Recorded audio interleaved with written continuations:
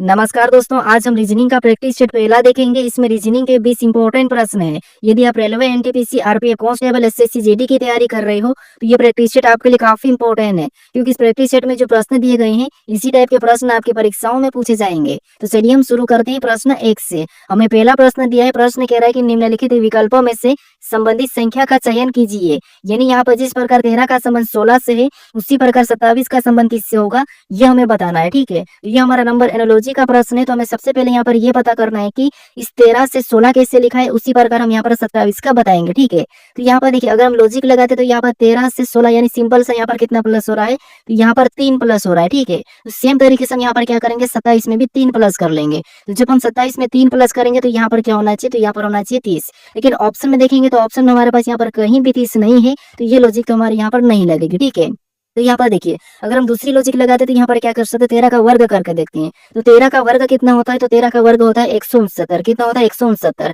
अब यहाँ पर छोटी संख्या 16 लिखिए। अगर हम इसकी डिजिट को जोड़ देते हैं 169 वाले डिजिट को, तो यहाँ पर कितना हो जाएंगे, तो यहाँ पर हमारे पास हो जाएंगे 16, और यहाँ पर 16 दिया है। अब इसी तरीके से हम 27 का पता करते हैं। तो यहाँ पर क्या करेंगे, 27 का भी वर्ग करेंगे। अब 27 का वर्ग कितना होता है, तो 27 का वर्ग होता है 729। ठीक है, जैसे हमने यहाँ पर डिजिट को प्लस किया था, तो यहाँ पर भी हम डिजिट को प्लस कर लेते हैं। तो 2 7 9 9 18, यानी यहाँ पर कितना हो रहा है, तो यहाँ पर हो रहा है 18। तो 27 का संबंध किससे होना चाहिए, 18 से होना चाहिए। लेकिन 18 भी हमारे पास ऑप्शन में नहीं है, तो फिर यहाँ पर लॉजिक कौन सी लगी। देखिए, आपके माइंड में फटाफट से लॉजिक आना चाहिए कि लॉजिक कौन कौन सी लगती है। ठीक है, तो यहाँ पर देखिए, अगर हम यहाँ पर अगर 13 के डिजिट को आपस में जोड़ देते हैं, ठीक है, तो कितने हो जाएंगे, 4 हो जाएंगे।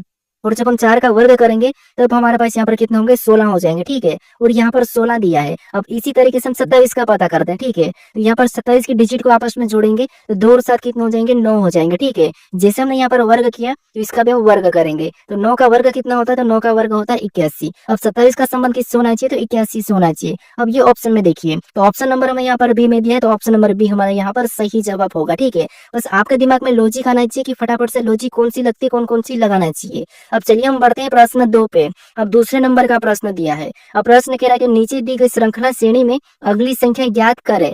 यानी हमें यहाँ पर एक श्रृंखला श्रेणी दी है, इसी में प्रश्नवाचक चिन्ह दिया है। यहाँ पर कौन सी संख्या होगी, यह हमें बताना है। ठीक है, तो देखिए, जब भी हम श्रृंखला के प्रश्न को सोल्व करते हैं तो सबसे पहले हम संख्या को ध्यान से देखते हैं कि संख्या कैसे लिखी है। क्या किसी का वर्ग लिखा है, या फिर किसी का घन लिखा है, या फिर सम संख्या लिखी, विषम संख्या लिखी, या फिर अभाज्य संख्या। ये 5 पॉइंट आपके दिमाग में आना चाहिए कि यहाँ पर ये लॉजिक लगती है। उसके बाद अगर आपको फिर भी कुछ नहीं दिखाई देता है तो फिर आपको क्या करना है, यहाँ पर अंतर देखना है। लास्ट वाला क्या अंतर देखना है, तो आपका प्रश्न आसानी से सोल्व हो जाएगा। अब देखिए, यहाँ पर अब अंतर देखते हैं। यहाँ पर 13 के बाद कितना लिखा है, तो 13 के बाद 17 लिखा है। ठीक है, कितना लिखा है, तो यहाँ पर 13 के बाद 17 लिखा है। यानी कितना प्लस करके लिखा है, तो यहाँ पर 4 प्लस करके। फिर आगे देखिए, 17 के बाद यहाँ पर कितना लिखा है, 25। यानी यहाँ पर 17 में कितना प्लस किया है, तो यहाँ पर 8 प्लस किया है। फिर हम आगे देखेंगे तो यहाँ 25 के बाद कितना 32, यानी 25 में कितना प्लस किया है, यहाँ पर 25 में 7 प्लस करके लिखा है। फिर हम आगे देखेंगे तो यहाँ पर 32 के बाद कितना 37, यानी 32 में कितना प्लस किया, तो यहाँ पर 5 प्लस किया है। तो उसी तरीके से हम क्या करेंगे, अगली संख्या को बताएंगे। लेकिन यहाँ पर भी हमें लॉजिक का पता करना है। ठीक है, कैसे देखिए, यहाँ पर 4 कैसे प्लस हुआ, 8 कैसे प्लस हुआ, 7 और 5 ये कैसे प्लस हुआ, ये देखना है। तो यहाँ पर देखिए, 4 के बाद तो 8 प्लस मतलब 4 का 2 गुना। ठीक है, यहाँ तक तो ठीक है। फिर 8 का भी 2 गुना प्लस होना चाहिए, क्योंकि पैटर्न सही होना चाहिए। लेकिन यहाँ पर तो 7 प्लस हो रहा, माइनस हो गए। तो यहाँ पर क्या कर सकते, थोड़ा सा यहाँ पर भी लॉजिक को देखिए, क्योंकि आपको लॉजिक याद होना चाहिए। तो यहाँ पर देखिए 4 प्लस हुआ। ठीक है, पहला, यानी यहाँ पर 13 के डिजिट को जोड़ेंगे तो कितना होगा, 4, और यहाँ पर 4 प्लस। फिर यहाँ पर 8 प्लस हुआ है, तो यहाँ पर 17 के डिजिट को जोड़ेंगे तो कितना होगा, 8, और यहाँ पर 8 प्लस। इधर 7 प्लस हुआ है, तो यहाँ पर भी हम 25 की डिजिट को जोड़ेंगे तो 7, और यहाँ पर 7 प्लस। यहाँ पर देखिए 32 की डिजिट को जोड़ेंगे 5, और यहाँ पर 5 प्लस। तो उसी तरीके से अगली संख्या बताने के लिए यहाँ पर हम क्या करेंगे, 37 की डिजिट को आपस में जोड़ देंगे। तो यहाँ पर 3 और 7 कितने हो जाएंगे, 10 हो जाएंगे। तो यहाँ पर कितने प्लस करेंगे, 10। ठीक है, तो 37 में जब आप 10 को प्लस करेंगे तो यहाँ पर क्या हो जाएगा, तो यहाँ पर हो जाएगा 47। ठीक है, कितना हो जाएगा, 47। ऑप्शन में देखिए 47 कहाँ पर है, तो ऑप्शन नंबर हमें डी में दिया है। तो ऑप्शन नंबर डी हमारा यहाँ पर सही जवाब होगा। ठीक है, बस आपके दिमाग में प्रश्न को देखते ही बस लॉजिक का पता होना चाहिए कि लॉजिक कौन सी लगेगी, ये दिमाग से बाहर आना चाहिए। ठीक है, बाकी रीजनिंग सरल है, बस सबसे पहले ये आसान है कि आपको लॉजिक पता होना चाहिए। अब चलिए हम बढ़ते हैं प्रश्न 3 पे। अब 3 नंबर का प्रश्न दिया है। अब प्रश्न कह रहा है कि निम्नलिखित विकल्पों में से असंगत विकल्प का चयन करें। यानी हमें यहाँ पर 4 विकल्प दिया है, इनमें संख्या दी है। ठीक है, इनमें से 3 किसी न किसी तरह की समान है, लेकिन एक अलग है, उसका हमें चयन करना है। अब यहाँ पर भी आपको पता होना चाहिए कि कौन सा प्रश्न है, तो ये हमारा असंगत वाला है। ठीक है, तो जब भी हम असंगत या विषम बताते हैं और संख्या दी जाती है, तो वहां पर हम कौन सी लॉजिक देखते हैं, हम देखते हैं कि संख्या बड़ी है कि छोटी, या फिर किसी का वर्ग है, या फिर घन है, या फिर विषम या सम है, या अभाज्य, ये संख्या हम देखते हैं। ठीक है, ये आपको पता होना चाहिए ताकि आपका प्रश्न जल्दी से सोल्व हो जाए। अब देखिए, यहाँ पर अगर हम देखेंगे संख्या को, तो यहाँ पर देखिए क्या दिया है, 841, 441, 625, 729, यानी कि छोटी छोटी संख्या है, ज्यादा बड़ी नहीं है। ये किसी न किसी का वर्ग दिखाई दे रहा है। जैसे 841 को देखेंगे तो ये किसका वर्ग है, ये हमारा 29 का वर्ग है, ठीक है। फिर यहाँ पर 441 को देखेंगे तो ये किसका वर्ग है, तो ये हमारा 21 का वर्ग है। फिर हम 625 को देखेंगे तो ये आपको पता होगा ये किसका वर्ग है, ये 25 का वर्ग है।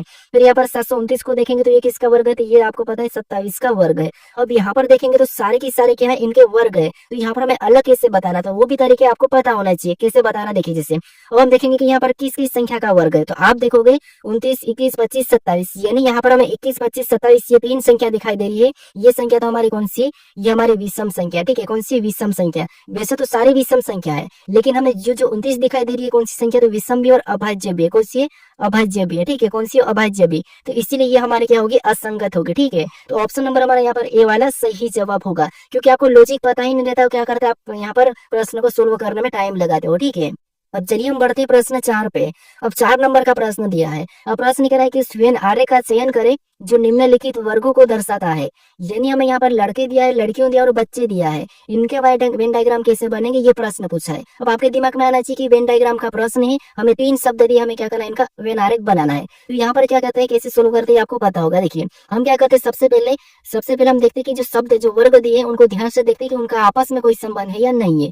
तो यहाँ पर देखिए हमें, देखिए आपको पता है कि लड़के क्या होते हैं, लड़कियों क्या होते हैं, बच्चे क्या होते हैं, ये तीनों के बारे में आपको पता है, लेकिन फिर भी आप क्या करते हैं, प्रश्न को सोल्व करने में गलती कर देते हैं। तो उसके लिए मैं आपको बताया था कि आपको क्या करना है, एक एक शब्द का डायग्राम बनाना है। जैसे यहाँ पर क्या करेंगे, सबसे पहले लड़के का डायग्राम बना लेंगे। तो ये हमने क्या किया, लड़के का डायग्राम बना लिया। उसके बाद फिर हम यहाँ पर क्या करेंगे, दूसरे शब्द का बनाएंगे, ठीक है, जो कि हमें यहाँ पे है लड़कियों। अब लड़कियों का डायग्राम बनाने से पहले हमें ये देखना है कि हमने पहले लड़के का डायग्राम बनाया कि लड़के और लड़कियों का आपस में कोई संबंध है या नहीं है। तो देखिए दोनों एक मानव है, लेकिन ये अलग अलग है, तो हम इसको क्या करेंगे, अलग अलग बना लेंगे, ठीक है। अब देखिए उसके बाद हम क्या करेंगे, तीसरे शब्द का बनाएंगे, जो कि हमें यहाँ पर दिया बच्चे। और बच्चे का डायग्राम बनाने से पहले हम ये देखेंगे, जो पहले हमने लड़के और लड़कियों का डायग्राम बना लिया है, या उनका बच्चे से कोई संबंध है या नहीं है। तो आप कहोगे यहाँ पर जो लड़के और लड़कियां हैं दोनों की दोनों ये बच्चे के अंतर्गत आते हैं, तो इसीलिए बच्चों का डायग्राम इनके बाहर से बनेगा, यानी कि इनको अंदर ले लेगा, ठीक है। तो डायग्राम कैसा बनेगा, तो डायग्राम हमारा कुछ इस टाइप से बनेगा। तो ऑप्शन में देखिए, तो ऑप्शन नंबर हमें यहाँ पर सी में दिया, तो ऑप्शन नंबर सी हमारा यहाँ पर सही जवाब होगा, ठीक है। अगर आप एक एक शब्द का डायग्राम बनाओगे तो आपका प्रश्न कुछ ही सेकंड में सोल्व हो जाएगा और बिल्कुल 100% सही होगा, ठीक है। अब चलिए हम बढ़ते हैं प्रश्न 5 पे। अब 5 नंबर का प्रश्न दिया है। अब प्रश्न कह रहा है कि उस विकल्प का चयन करें जो प्रश्न चिन्ह को प्रतिस्थापित करेगा। अब आपको यहाँ पर एक पैटर्न दिखाई दे रहा है और इसमें एक प्रश्नवाचक चिन्ह दिया है। यहाँ पर कौन सी संख्या होगी ये आपको बताना है। अब आपको क्या करना है, प्रश्न को देखते ही समझ जाना चाहिए कि हमें तो यहाँ पर प्रश्नवाचक चिन्ह के स्थान पर संख्या बताना है। तो आपको यहाँ पर पता होना चाहिए कि हम यहाँ पर किस तरीके से संख्या को पता करते हैं, कैसे कैसे बताते हैं, ये लॉजिक आपको पता होना चाहिए, ठीक है। तो यहाँ पर देखिए सबसे पहले हम क्या करते हैं कि जो प्रश्नवाचक चिन्ह दिया है उसके पास बड़ी संख्या कहाँ लिखी ये देखते हैं। तो प्रश्नवाचक चिन्ह तो हमारा यहाँ पर दिया है, इसके पास बड़ी संख्या की बात करते हैं तो यहाँ पर 111 दिया है और यहाँ पर 100 दिया है। तो हम कोशिश करेंगे कि सबसे पहले 100 और 11 को पता करेंगे, फिर हम यहाँ पर संख्या को बताएंगे, ठीक है। क्योंकि इधर तो छोटी संख्या है, नहीं तो इधर भी हम पता कर सकते हैं। अब देखिए सबसे पहले यहाँ पर हम 100 का पता करते हैं। तो यहाँ पर क्या कर सकते हैं कि 12 और 8, क्योंकि 100 का पता करने के लिए हमें सामने वाली संख्या को छेड़ना होगा। इधर भी 111 का पता करने वाली संख्या को छेड़ना होगा, ठीक है, ये तरीका है।